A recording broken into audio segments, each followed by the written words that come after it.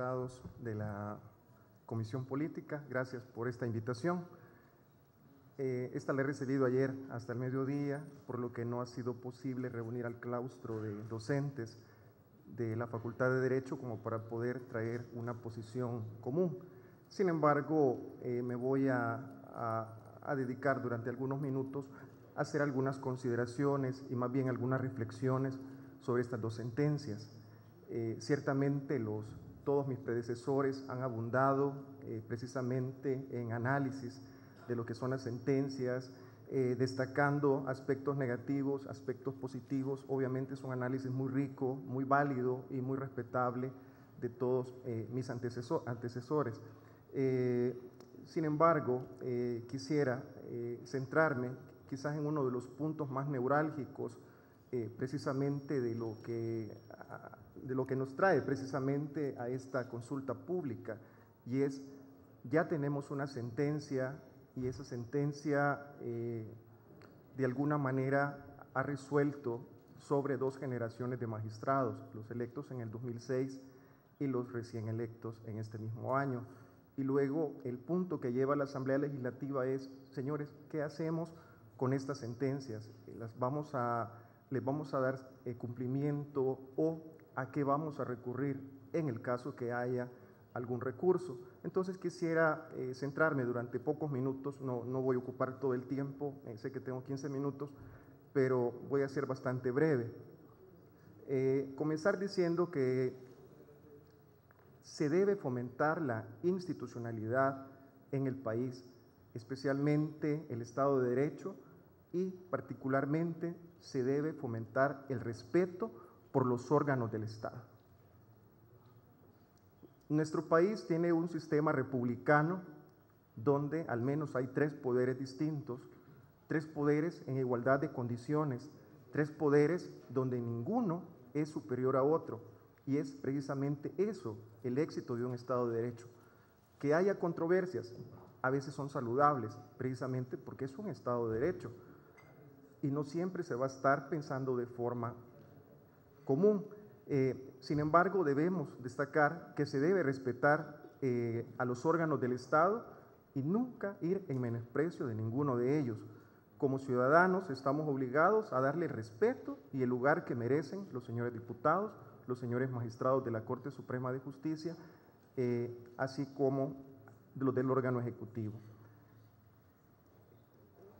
Hemos escuchado durante esta mañana y parte de la tarde el tema de recurrir a la Corte Centroamericana de Justicia. Obviamente, en derecho, cualquier persona que se siente afectada por una resolución judicial puede recurrir a otra instancia para que esta instancia revise la resolución del inferior, tratando de modificarla en algún sentido, y que aquella persona que sienta agravio pueda en esta otra instancia ser escuchada, y que la sentencia que le causa dicho agravio precisamente pueda ser modificada, ratificándola, mejor dicho, confirmándola. Ese es precisamente el derecho que asiste a la Asamblea Legislativa, el recurrir a una instancia internacional, puesto que en derecho salvadoreño las sentencias de la Sala de lo Constitucional no admiten recurso alguno, y eso lo dice claramente la Ley de Procedimientos Constitucionales. Ahora, viene acá un poco el análisis, y qué tan procedente o qué tan efectivo sea el ir a la Corte Centroamericana de Justicia. Obviamente es un derecho que la Asamblea puede hacer uso de él, tratando que la Corte lo admita. Dice el artículo 22, literal F, del Estatuto de la Corte Centroamericana de Justicia, que le corresponde a la Corte Centroamericana conocer y resolver a solicitud del agraviado de conflictos que puedan surgir entre los poderes u órganos fundamentales de los estados, y cuando de hecho no se respeten los fallos judiciales.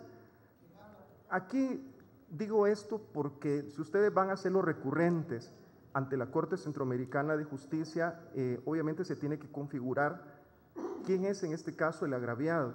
Si es que hay un conflicto entre órganos del Estado, ¿quién es en este caso el agraviado? ¿Quién es el que debe de llevar a la Corte Centroamericana La queja precisamente debe ser el agraviado, tal como lo establece el Estatuto de la Corte Centroamericana de Justicia. Por otra parte, deben de considerar, señores diputados, lo que la Corte Centroamericana vería sería un conflicto interórganos, pero en este caso no estamos propiamente en un conflicto interórganos. ¿Por qué razón? Porque la Sala de lo Constitucional no es un órgano del Estado, es parte de un órgano del Estado que es el órgano judicial. Estas reflexiones a que nos llevan deben de considerar, señores diputados, el éxito que tendría recurrir a la Corte Centroamericana de Justicia. Obviamente es un derecho y será la Corte la que va a tener la última palabra, en este caso de su admisibilidad o no. Sin embargo, se debe considerar perfectamente la configuración del agravio, de quién es el agraviado, y por otra parte, si es que hay poderes en conflicto o solamente es uno de las partes del poder el que en este caso, a través de sus resoluciones, ha creado un conflicto. Debe considerarse que el órgano judicial, en tanto Sala de lo Constitucional, no es el que ha creado el conflicto. Precisamente la Sala de lo Constitucional no puede conocer de oficio, debe siempre ser a través de petición de un ciudadano el que inicie un procedimiento de inconstitucionalidad. Por tanto, decir que el ejercicio legítimo de la labor jurisdiccional que corresponde a la Sala es un abuso, también deben de tomarlo en cuenta a la hora de querer llevar esto a la Corte Centroamericana de Justicia. Obviamente se puede buscar otras instancias internacionales, como bien se decía por la mañana, que podrían dar lugar a que estos recursos podrían ser admitidos. La interpretación constitucional, efectivamente, en El Salvador es una facultad exclusiva de la Sala de lo Constitucional, así como es exclusivo de la Asamblea Legislativa el interpretar la ley secundaria. Precisamente el espíritu del creador de la Constitución, que es el espíritu del constituyente, de alguna manera derivada, llega a la Asamblea Legislativa solo cuando reforma la Constitución. Solo en la reforma constitucional la Asamblea Legislativa adquiere poderes constituyentes derivados. Lo mismo la Sala de lo Constitucional en cuanto interpreta la Constitución a la hora de contrastar un cuerpo normativo que se considera lesivo de la Constitución con la Constitución misma. Entonces, es un ejercicio precisamente derivado de la Constitución. En el análisis de la sentencia, algunas cosas que merecen ser dichas en este momento. Efectivamente, el traslado del presidente a otra sala, sí, la Constitución misma establece que los magistrados que elige la Asamblea Legislativa para la Sala de lo Constitucional, pues deberán de permanecer en ella el tiempo en que han sido electos. Esto también para que sea considerado por la honorable Asamblea Legislativa, en especial la Comisión Política de la Asamblea. Si bien no está claramente explicitado en la Constitución que una legislatura debe elegir solo una vez, como lo que nos trae a esta consulta es que ya hay una sentencia, ¿y qué tratamiento se le va a dar a esa sentencia? Precisamente ha sido el intérprete de la Constitución el que falló de esa manera. En este momento debe preocuparnos algo, y es que 18 días faltan para el 1 de julio. Si es que se va a recurrir a la Corte Centroamericana de Justicia, pues obviamente el tiempo se está cortando y al 1 de julio deberían de estar ya nombrados los nuevos magistrados. Entonces, debe también hacerse esa valoración en cuanto al tiempo. Si es que va a quedar tiempo de recurrir en este momento y que haya una admisibilidad del recurso o de la consulta buscando la competencia consultiva de la Corte Centroamericana de Justicia, igual debe también tomarse en cuenta si habrá lugar para que ésta pueda admitir cualquier recurso, en este caso interpuesto por la Asamblea Legislativa de El Salvador. En el caso que no se recurra o en el caso que no sea admitida o en el caso que la Corte Centroamericana de Justicia falle de que es constitucional, obviamente deberá acatarse este fallo y deberá procederse tal como lo ha descrito la Sala de lo Constitucional. Obviamente darle cumplimiento en este caso a la sentencia de la Sala. Los magistrados del año 2006 gozan de las cualidades idóneas para tales cargos, ¿no? Especialmente el requisito de honorabilidad y de competencia notorias. Está claro que reúnen estos requisitos, lo cual lo han demostrado en su ejercicio judicial y profesional. Señores diputados, un acto de justicia, si es que se le da el cumplimiento a la sentencia de la Corte, sería que ustedes reelijan, en este caso, a los actuales magistrados que devienen de la elección 2006 por reunir ellos las características de competencia y honorabilidad. Quisiera dejar hasta acá este breve análisis, señor presidente y señores diputados. Precisamente lo que he buscado nada más es hacer una reflexión a la Comisión Política en base a una resolución que en este momento es apremiante saber si se cumple o no se cumple, si se recurre a una instancia internacional como la Corte Centroamericana de Justicia, de cuánto tiempo dispone la Asamblea en este momento para recurrir, y muy particularmente esto último que he dicho que me parece de justicia, y es que los magistrados que todavía están en la Corte deberían de seguir en ella en honor a la seguridad jurídica y en honor precisamente a las virtudes que a ellos les acompañan. Gracias, señor decano. Se abre a preguntas. Diputado Santiago Flores. Gracias, señor presidente. Muy buenas tardes. Sí, mi pregunta es, ¿debo de aceptar la reforma que manda la sentencia, tomando en cuenta que hay una reforma tácita, cuando en el artículo 248 me dice la forma en la cual se tiene que reformar la Constitución? O sea, mi pregunta es si debo de hacerlo, porque también me manda, la otra pregunta es, me manda en el 235 que todo funcionario civil y militar y nosotros mismos debemos hacer cumplir la Constitución ateniéndose a su texto. ¿Debo de hacer respeto a la Constitución tal como está si me está mandando a reformarla? Esas son mis dos preguntas. Pero, perdón, señor diputado, reformarla como un encargo a los diputados.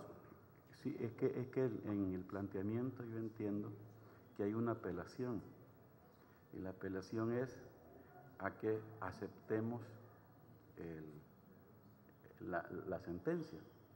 De aceptar la sentencia, para mí hay, y aquí se ha estado expresando durante toda la mañana, que hay violación a la Constitución. Yo hice un juramento como diputado a respetar la Constitución. Si por mantener el Estado tal como está, caminando, yo acepto violar la Constitución, tengo que hacerlo. Ya le entiendo. Tengo que hacerlo, porque aquí hay una situación, una realidad política y una realidad jurídica, sí, el cual hay que darle respuesta. Entonces tengo que atenerme a un fallo, a una sentencia de la Corte y omitir lo que me manda la primera ley de la República. Esa es mi pregunta. No, ya le entiendo. Bueno, lo que he expresado obviamente en el carácter de abogado, y los que son abogados aquí me darán la razón. En derecho, cuando una resolución a uno no le es favorable, tiene dos caminos. O la sentencia se cumple tal con el agravio que me pueda causar, o recurro de esa sentencia a la instancia superior. Obviamente ya hemos dicho que no hay instancia a la que se pueda recurrir de la sentencia de inconstitucionalidad. Sí lo admite el habeas corpus cuando conocen las cámaras de segunda instancia y admite revisión ante la sala, pero de la sentencia de inconstitucionalidad no hay recurso a nivel nacional. Entonces, la reflexión obviamente es desde el campo estrictamente jurídico, y ahí le tendría que decir, o se hace uso del recurso, y es de esas las reflexiones que yo hacía, que hay que tomar en cuenta cómo configurar precisamente que hay un agravio, quién es el agraviado y el tiempo que esto va a llevar en la Corte Centroamericana. Obviamente es viable que se pueda pensar en ello y irlo diseñando, pues, de tal forma que sea la honorable Corte Centroamericana la que dictamine si es admisible o no el recurso. Pero hago constar que obviamente estoy hablando del campo estrictamente jurídico, y ese es el campo que corresponde en cuanto a derecho.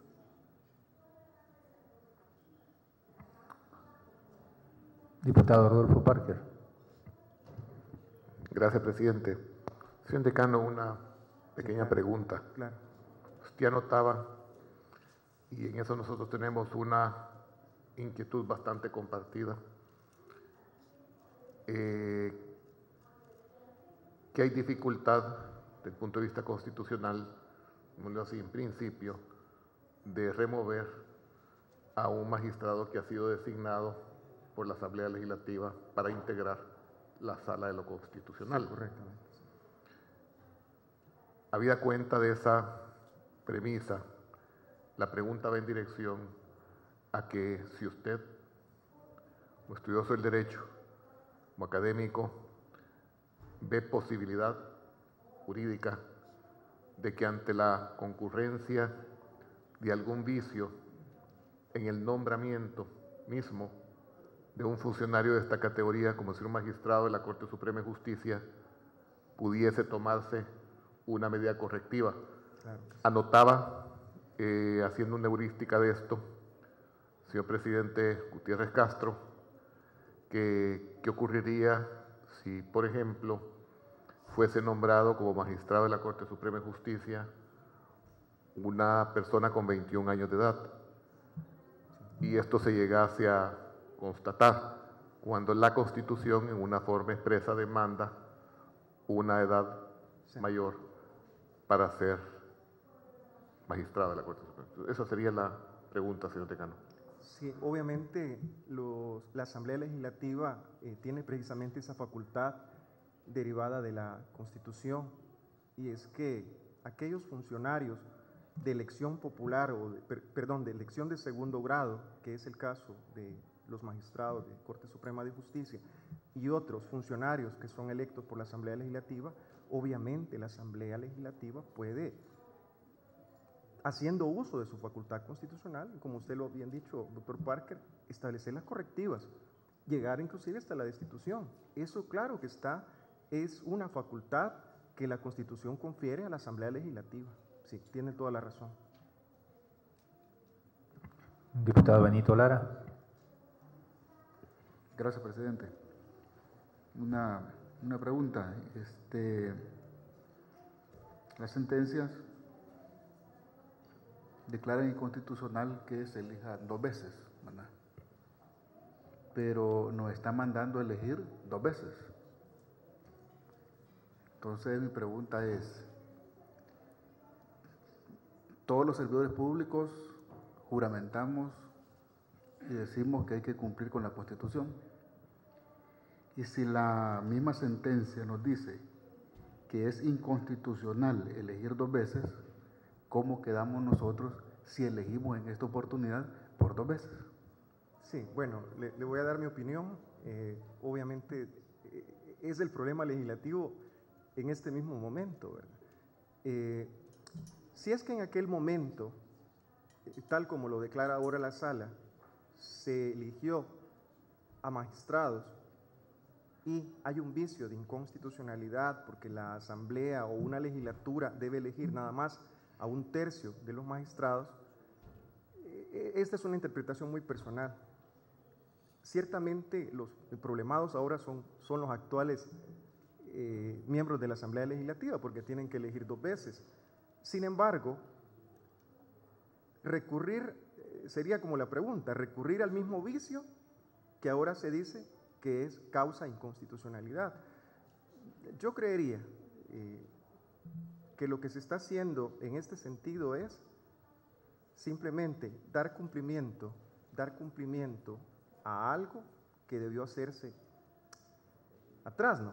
atrás, pero en el presente, tratando de subsanar con el mismo hecho de nombrar 2 veces un error constitucional. Yo no lo veo tanto en el sentido que lo que pasa en este momento, quizás más el antecedente va a quedar para las futuras legislaturas y para las futuras magistraturas.